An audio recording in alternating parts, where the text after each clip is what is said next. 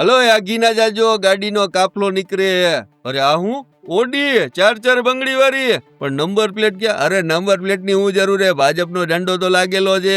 ઓહો થાર, જુઓ તો ખરા નંબર પ્લેટ કેવી ફેન્સી બનાવી હે. પણ આ થારને નિયમો નહીં લાગુ પડતા હોય? અરે આ ફેન્સી નંબર પ્લેટ ની ક્યાં કરો? ભાજપનો ઝંડો તો લાગેલો હોય, પછી હું જોયે થાર, સ્કોર્પિયોન, ઓડિન, ટોયોટાન જેવી જોઈને એવી મોંઘી ગાડીઓ હોય, પણ બધાયમાં નિયમોનો તો સરેઆમ ભંગ કરવામાં આવ્યો છે. તેની પાસે બસ એક જ છે કે ભાજપના ઝંડા લગાવેલા છે. કોની મજાલ જે આપને રોકી શકે?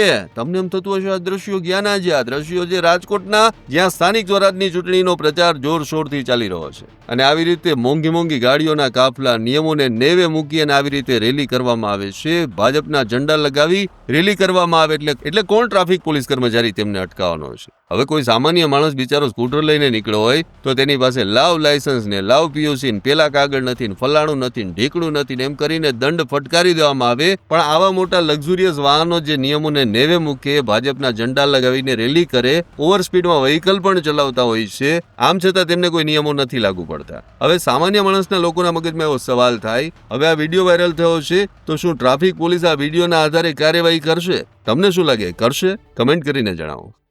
અમારી તમામ માહિતીથી અપડેટેડ રહેવા માટે જોડાયેલા રહો ત્રિશુલ ન્યૂઝ સાથે.